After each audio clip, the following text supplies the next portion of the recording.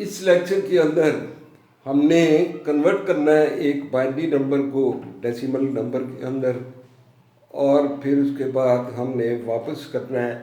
कि decimal number जो है इसको हम बाइनरी के अंदर कैसे कर सकते हैं। अब इसके लिए जो हमने प्रोसीजर किया है उसमें आप देख सकते हैं कि इसमें हमने सबसे पहले ये देखा है कि हमारे पास जो नंबर है ये है 1101.011 और डेसिमल के बाद हमारे पास है 3 डिजिट। सो अगर हम राइट साइड से शुरू करें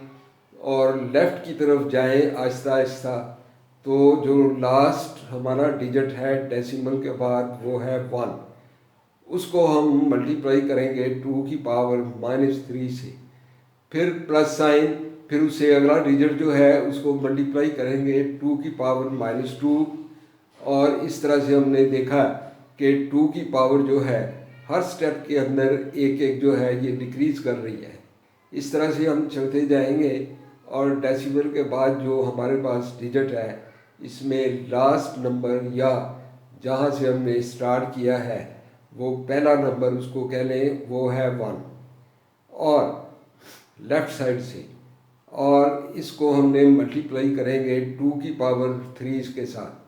उसके बाद हमने इसको सिंप्लीफाई किया है और सिंप्लीफाई करने के बाद ऐड करने के बाद हमारे पास जो नंबर आया ये है 13.375। अब ये नंबर जो है इसमें इसको हम कन्वर्ट करेंगे दोबारा बाइनरी के अंदर, और कैसे करेंगे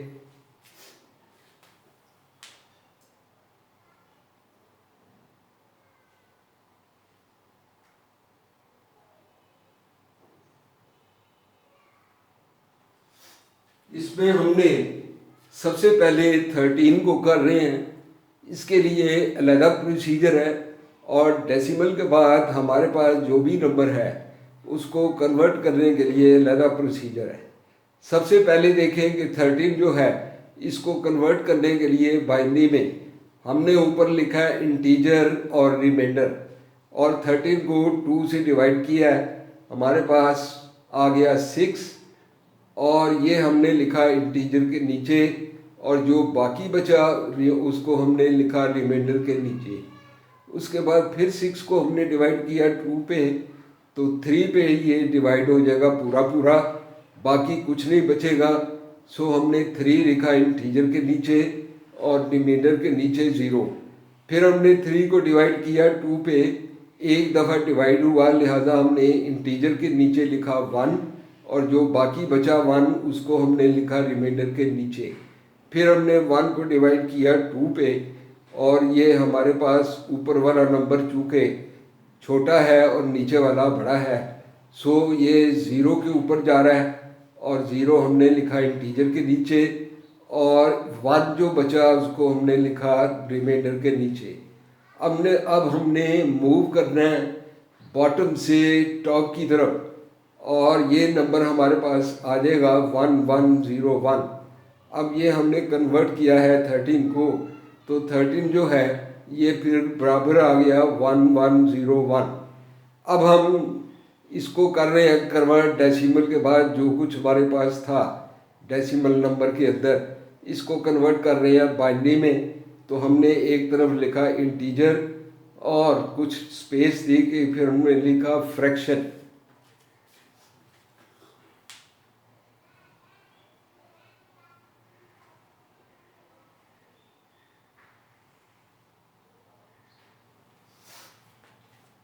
अब हमने जो फ्रैक्शनल पार्ट है वो हमारे पास है 0.375, इसको हमने मल्टीप्लाई किया 2 से, और हमने देखा कि 0.375 के अंदर हमारे पास डेसिमल के बाद है 3 डिजिट। सो 2 से मल्टीप्लाई करने के बाद भी हम फ्रैक्शन के नीचे जो लिखेंगे नंबर उसमें डेसिमल के बाद 3 डिजिट ही होने चाहिए, और जो फालतू इसके अलावा डिजिट आ जाएगा उसको लिखेंगे हम इंटीजर के नीचे। सो हमने 0.375 को मल्टीप्लाई किया 2 से, तो हमारे पास जो फ्रैक्शन के नीचे नंबर आया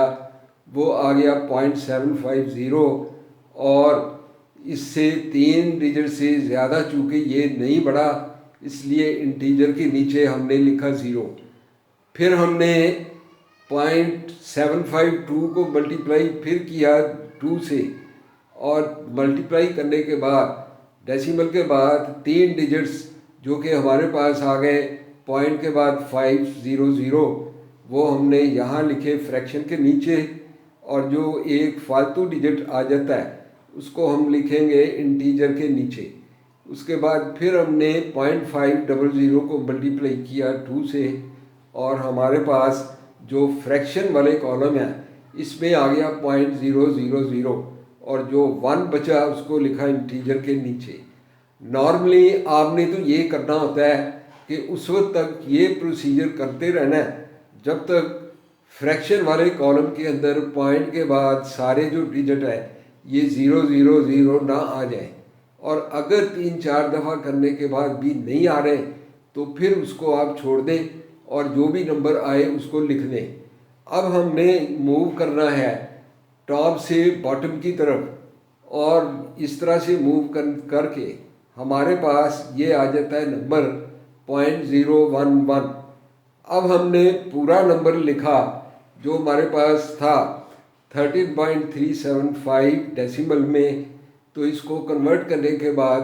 बाइनरी नंबर आ गया 1101.011 और ये वही नंबर है जिसको हमने शुरू के अंदर कन्वर्ट किया था डेसिमल के अंदर।